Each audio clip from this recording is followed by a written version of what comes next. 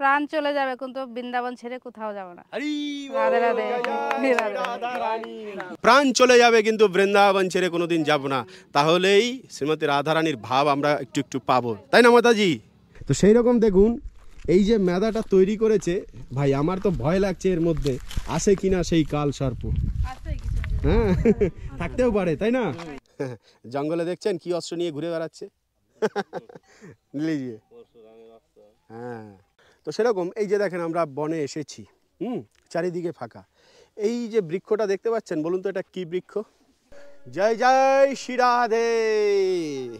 তো এবারে আজকে আমাদের দর্শনের স্থান হলো লক্ষ্মণ ঝুলা, এবং সঙ্গে তো দেখতে পাচ্ছেন অনেক ভক্তরা রয়েছে। তো লক্ষ্মণ ঝুলায় কি কি লীলা হয়েছিল আমরা সেটি জানবো এই ভিডিওটির মাধ্যমে।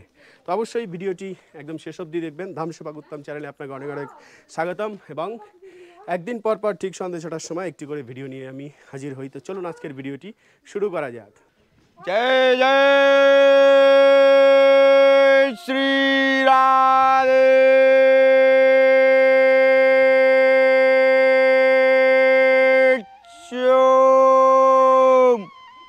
आओ आगे जाके कैमरामैन जल्दी फोकस करो।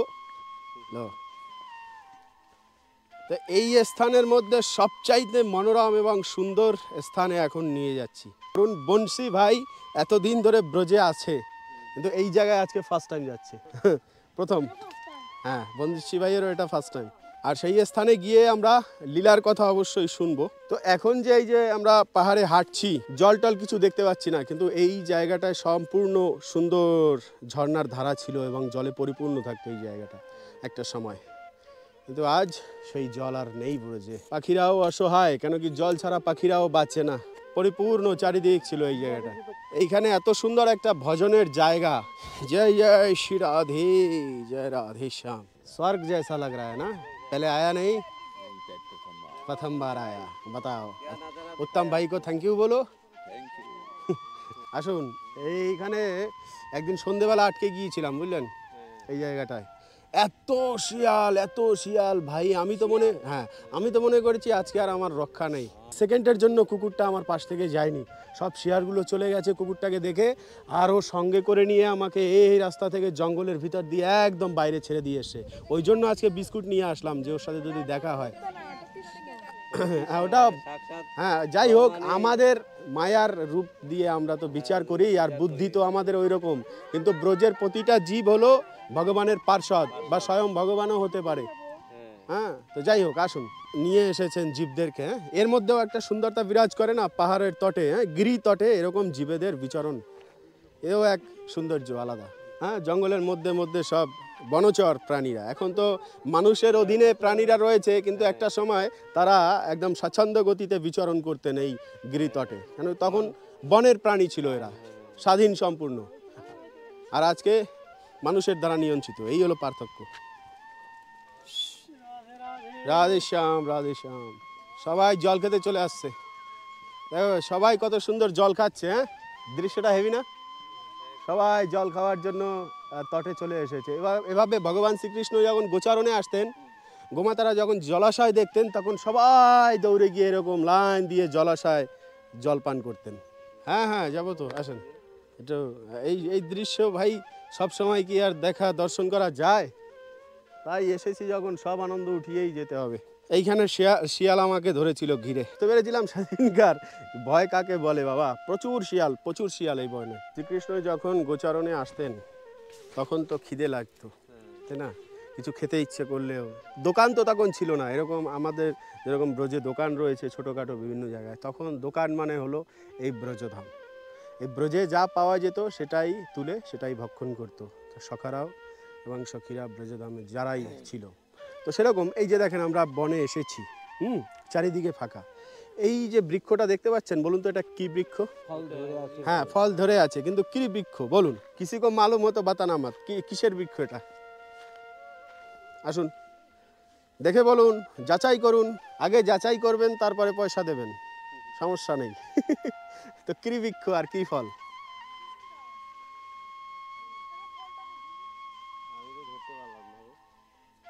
ধরতে পারলেন না? তো ভগবান শ্রীকৃষ্ণ যখন গোচারণে আসতেন তখন এরকম বৃক্ষে এই যে যেরকম হলুদ হলুদ ফল হয়ে আছে এরকম ফল ধরে থাকতো এবং সবাই আনন্দ করে আগে টেস্ট করতো তারপরে ভগবানকে খাওয়াতো যে কৃষ্ণ ये बहुत मीठी है अभी तुम खा लो হ্যাঁ আর এ তমাল বৃক্ষের ফল এটা হ্যাঁ তমাল বৃক্ষ রাধারানীর প্রিয় বৃক্ষ এটি আর এই তমাল বৃক্ষ যেখানে আছে মনে করুন স্বয়ং ভগবান আছে কেন কি শ্রীমতী রাধারানী এই তমাল বৃক্ষের তটে বসে কৃষ্ণের বিরহে বসে বসে কাঁদতেন তমাল বৃক্ষের নিচে বসে শ্রীমতী রাধারানী বসে বসে কাঁদতেন কৃষ্ণ যখন দ্বারকায় চলে গেলেন বা ব্রজ থেকে মথুরায় যখন চলে গেলেন তখন তো এই তমাল বৃক্ষই ছিল রাধারানীর একমাত্র সঙ্গী বিরহের দিনগুলো এই তমাল বৃক্ষ দেখেছে যে রাধারানী কিভাবে কিভাবে কেঁদেছেন কোথায় বসে বসে আর কেউ সাক্ষী ছিল না কেন কি সবার সামনে তো আর অশ্রু ঝরাতেন না শ্রীমতী রাধারানী এই বৃক্ষদেরকে ভ্রমরদেরকে প্রজাপতিদেরকে এদেরকে বলে বলে শ্রীমতী রাধারানী কাঁদতেন ভগবান শ্রীকৃষ্ণের বিরহে কৃষ্ণ বর্ণ শ্যাম বর্ণ ঘন মেঘের মতো বর্ণ হলো কেলিকদম বৃক্ষের ওই জন্য এই কেলিকদমকে কৃষ্ণ কৃষ্ণ বলে জড়িয়ে ধরে কাঁদতেন শ্রীমতী রাধারানী সেই কদমের বৃক্ষ দেখুন ভগবান শ্রীকৃষ্ণের দেহে যে কান্তি যে উজ্জ্বলতা এই এতগুলো বৃক্ষ রয়েছে সেই উজ্জ্বলতা নেই কিন্তু কেলিকদমের রয়েছে ফলও ধরে রয়েছে কেন সব শুকিয়ে এই যে পাতাগুলো নেই বৃক্ষে একদম হ্যাঁ কিন্তু কেলিকদমের এই তমাল বৃক্ষের রয়েছে কেন কি কৃষ্ণ মনে করে রাধারানী আশীর্বাদ দিয়ে গিয়েছেন আর এই কৃষ্ণও বলবান হয়েছে রাধারানীর আশীর্বাদে তো যাই হোক এবারে এত দূর এসেছি সেই বনে এসেছেন খালি হাতে এবারে বিস্কুটটা খুলে ভোজন করান গোমাতাকে সেবা হয়ে যাবে এবার একটুখানি গোমাতাকে ভোজন করিয়ে দিন নিন মাতাজি নিন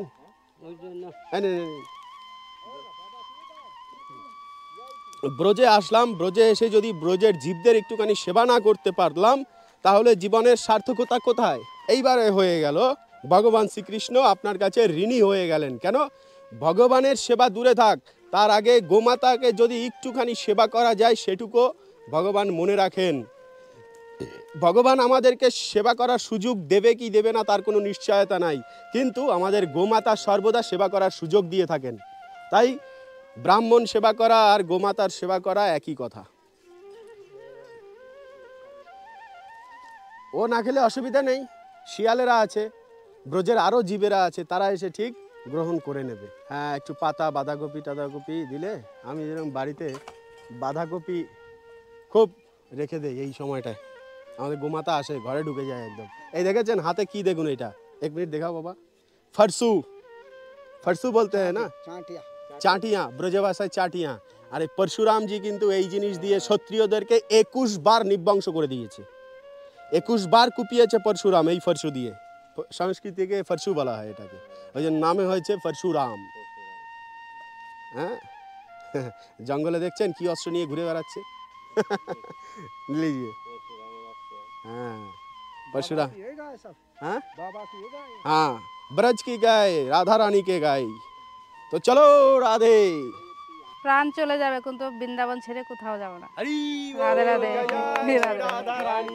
আমাদের প্রাণ চলে যাবে কিন্তু বৃন্দাবন ছেড়ে কোনোদিন যাব না তাহলেই শ্রীমতী রাধারানীর ভাব আমরা একটু একটু পাবো তাই না মাতাজি আচ্ছা চলুন এবারে রাধারানী এসেছেন জল নেবার জন্য ওই সরোবরে কিন্তু জলটা নেবে কেন স্পেশালি এত দূর কিসের জন্য কেন কি জানেন এরকম সুন্দর সুন্দর সরোবরে ব্রজবাসীরা বিশেষ করে গোপিনীরা তারা স্নান করতেন তখন সরোবরের জল কুণ্ডের জল হলুদ বর্ণ হতো কুমকুম বর্ণ হতো এসেন্স খুব সুন্দর একটা গন্ধ বেরোতো তার উপরে তো পদ্মফুল ফুটে থাকতোই পদ্মফুলের ফুটন্ত রেণু পরাগ যখন পড়তো সেই জলের উপরে সেটা হলুদ কালার হতো তারপরে কুমকুম চন্দন কেশর এবং যখন আপনার হলুদ লাগিয়ে সব গোপিনীরা আসতেন তারা যখন স্নান করতেন সেই সরোবরে তখন সেই সরোবরের জলের অবস্থা কীরকম হয় আরও সুন্দর হয়ে যায় না জলটা অব্রু যখন জলে ভাসতে থাকে তখন আরও সুন্দর ঝলমলে লাগে এবং পরিষ্কার স্বচ্ছ তো জল আছেই প্রাকৃতিক জল সবসময় সুন্দর হয় তো সেই জল স্পেশালি আবার নেওয়ার জন্য শ্রীমতী রাধারানী সব সখীদেরকে নিয়ে এখানে আসতেন দেখবেন কার্টুনে শ্রীকৃষ্ণ কার্টুনটা একবার চালিয়ে দেখে নেবে একটা পর্ব আছে যেখানে রাধারানী এরকম এসেছেন এই স্থানেই সেই ঘটনা আর ভগবান শ্রীকৃষ্ণ বলে আরে রাধে তুমি আমাকে না জিজ্ঞেস করে এইসব জায়গায় আসছো, কখনো আমাকে বলো, একটু জিজ্ঞেস করো। আর আমি তো জানো কতটা প্রভাবশালী, রাধারানীর কাছে শ্রীকৃষ্ণ নিজের লীলা গাইতে লাগলেন। কীরকম, আরে তুমি জানো না আমি কে, তুমি আমাকে তুচ্ছ করে চলে যাও। আরে আমি তো নৃসিংহ অবতার নিয়েছি, বামন অবতার নিয়েছি, পরশুরাম অবতার নিয়েছি, ক্ষত্রিয়দেরকে মেরেছি, এই পরাক্রম সেই পরাক্রম, প্রতি যুগে যুগে আমি আসি সবাইকে, সাধুদেরকে পরিত্রাণ করার জন্য, ধর্মকে প্রতিষ্ঠা করার জন্য। আর তুমি আজ আমাকে পাত্তা দিচ্ছ না, জগৎ সংসার সবাই আমার পিছনে ধাবিত হচ্ছে, আর তুমি শুধুমাত্র আমাকে এড়িয়ে যাচ্ছ। তখন রাধারানী বললেন, আরে বাপ রে বাপ, এত সব অবতার যদি তোমার মধ্যে আছে, তো তুমি এই জঙ্গলের মধ্যে কি করছো? তুমি সেখানে যাও না, এখানে কেন বিচরণ করছো, সবার কাছে কেন মাখন চুরি করে বেড়াচ্ছ ঘরে ঘরে? শ্রীকৃষ্ণ কিছু বলছেন না। বলে আচ্ছা, তুমি যদি এত অবতারই যদি হবে, তাহলে দেখো আমরা এই সরোবরের জন্য এই পাহাড় থেকে এতটা দূর ঘুরে ঘুরে এসেছি, আমাদের জন্য একটা সতী তৈরি করে দেখাও। বলে আচ্ছা, তুমি যদি রাম অবতারের সেই রামই হবে, তাহলে সেই রাম সেতু নির্মাণ হয়েছিল, তুমি এখানে একটা লক্ষ্মণ সেতু তৈরি করে দেখাও। বলে আচ্ছা এই ব্যাপার, এক্ষুনি করছি। তখন ভগবান শ্রীকৃষ্ণ বাঁশি বাজালো, তার ভেনু সব কলার সাক্ষী, মনের যত ইচ্ছা ভেনুর মাধ্যমে ভগবান শ্রীকৃষ্ণ কথা বলতে পারে। তো যখন ভেনুতে ধ্বনি দিলেন, চারিদিক থেকে অনন্ত লক্ষ লক্ষ এসে বানরেরা একসাথ হয়ে গেলেন। একসাথ হয়ে তারপরে তারা কি করলেন, কৃষ্ণ নাম লিখে লিখে লিখে লিখে জলের উপরে ভাসাতে লাগলেন, আর সব ভাসতে রইল। তখন কিন্তু তৈরি হয় লক্ষ্মণ ঝুলা, রাম ঝুলা, রাম সেতু এখানে নির্মাণ। তখন তো যাই হোক, এরপরে সখীরা দেখছে, আরে বাপরে কি করছে, একটু সময়ের মধ্যে এখানে সরোবরের উপরে ব্রিজ নির্মাণ করে দিল, পুল। এবার বলছে, এবার উঠে দেখো, যাও তোমরা ওপারে যাও, তোমাদেরকে আর এতটা ঘুরে তারপরে জল আনতে যেতে হবে না, তুমি এর উপর থেকেই তোমরা আসা যাওয়া করতে পারো। আচ্ছা, এবারে যখন রাধারানী উঠে সত্যি সত্যি এপারে যখন আসলেন, তখন বলছে যে দেখলে তো, এবারে মানো রাম, আমি যে রাম সেটা এবারে বিশ্বাস করছো? বারে আরে ধুর, তোর মধ্যে কোনো শক্তি নাই, তুই আমাদের ব্রজের মাখন চুরি করে খেয়েছিস, ব্রজগোপীরা বলছে, আর তুই কিছুটা রাধারানীর কৃপা পেয়েছিস, তাই তোর মধ্যে এত বল, বাকি কোনো শক্তি নাই। আরে এ তো যে কেউ করে নেবে। বলে কৃষ্ণকে পাত্তা দিল না, চলে গেল, অবহেলা করলো। বাচ্চ না, শ্রীকৃষ্ণকে রাধারানী এভাবেই সবসময় বিনোদন দিতেন, আর ভগবান তাতে খুশি। কেউ যদি সখা ভেবে, বন্ধু ভেবে, পিতা ভেবে, প্রেমিক ভেবে, প্রেমিকা ভেবে ভগবান শ্রীকৃষ্ণকে ভালোবাসে, আর তাকে যদি বিনোদন দেয়, ওম জয় জগদীশ হরে বলে আরতির থালি দিয়ে ব্রহ্মার মতো আরতি করলে ভগবান সন্তুষ্ট হয় না। তাকে বন্ধু মনে করো কিংবা পুত্র মনে করো, তারপরে খাওয়াও, তাতে সন্তুষ্ট। তো এটাই হলো মহিমা এই স্থানের, কি যে ভগবান এখানে রাম সেতু নির্মাণ করেছিলেন। দেখবেন শ্রীকৃষ্ণ লীলার কার্টুনটি চালিয়ে দেখলে পারে, তাতে যে অ্যানিমেশনের মাধ্যমে বুঝিয়েছে এই ব্যাপারটিকে, খুব সুন্দর। আচ্ছা চলুন। আচ্ছা, এবারের কথা হলো, এই যে আমরা ঘরবাড়ি তৈরি করি বসবাস করার জন্য, তাই না? কিন্তু একটা সময় আমরা চলে যাই, সেই ঘরে বসবাস করে অন্য কেউ এসে, তাই না? তো সবচাইতে আমরা যেরকম ঘর তৈরি করি, সবচাইতে ওস্তাদ কে ঘর তৈরি করার জানেন? সবচাইতে বেশি কামরা, সবচাইতে বেশি ঘর কে তৈরি করতে পারে, এবং তার জমিও কিনতে হয় না, সে হলো ইঁদুর, মূষক মহাশয়। সে সবচাইতে দ্রুত এবং বেশি কামরা তার প্রয়োজন, কিন্তু থাকে না একটাতেও, খালি দৌড়ায়, ও মাথা এ মাথা, এ মাথা ও মাথা, এই মাথা থেকে শুরু করবে জমিনের খোদা, খুঁজতে খুঁজতে ওই মাথা অব্দি ঘর কামরা তৈরি করে নেবে। থাকে কে বলেন তো? কাল, সাপ এসে, তাই না? ওই রকম আমরাও জীবনে সব কিছু সঞ্চয় করতে করতে করতে করতে ঘরে বোঝাই। ইঁদুর কি করে? ধান কেটে গর্তের ভিতরে বোঝাই করে না? বোঝাই করে, কিন্তু একটা সময় সেই ধানও যায়, ওর প্রাণও যায়। আমাদেরও সেই অবস্থা, কলির জীবদের। সংসারের সব ঘটি বাটি জোগাড় করতে করতে করতে করতে এক সময় কাল এসে ঘপ করে ধরে গিলে ফেলে। আর প্রতিটা দিন যাচ্ছে মানে হলো কালের গালের মধ্যে আমরা একটু একটু একটু করে ঢুকে যাচ্ছি। হ্যাঁ, তো সেই রকম দেখুন, এই যে মেদাটা তৈরি করেছে, ভাই আমার তো ভয় লাগছে এর মধ্যে আসে কিনা সেই কাল সর্প। হ্যাঁ, থাকতেও পারে, তাই না? তাই লক্ষ্য করলাম যে এই যে তৈরি করেছে, এটা উলির মেদা, যদিও বা উলি করে, কিন্তু এর ভিতরে ইঁদুরও ঠিক এরকম গর্ত তৈরি করে বড় বড়, আর এসে সাপে বসে থাকে যে তোমার ঘরে এসেছি, তোমাকেই খাবো, তোমাকেও বার করব। সেরকম কিছু কিছু এ জগতে সন্তানেরও জন্ম হয় যে মা বাবাকে খায়, মা বাবার সম্পত্তিও নেয়, ঘর থেকে বের করেও দেয়, তা খাওয়ার থেকে কম নাকি? একই তো ব্যাপার, তাই না? আজীব জগৎ সংসার বাবা, কি আমাদের। সুন্দর বাবা। চলুন।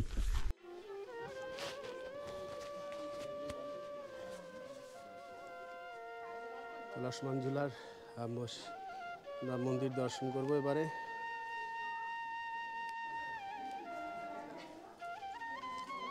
জয় ভোলানাথ, জয় শিব শম্ভু।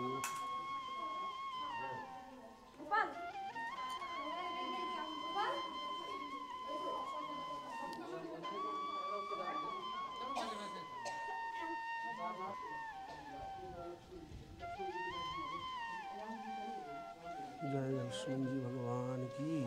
দেখা হচ্ছে, সে অবধি ভালো থাকবেন, সুস্থ থাকবেন, আর আমাকে হৃদয় থেকে আশীর্বাদ করবেন, এই প্রার্থনা জানাই আপনার চরণে। জয় জয় শ্রী রাধেশ্যাম।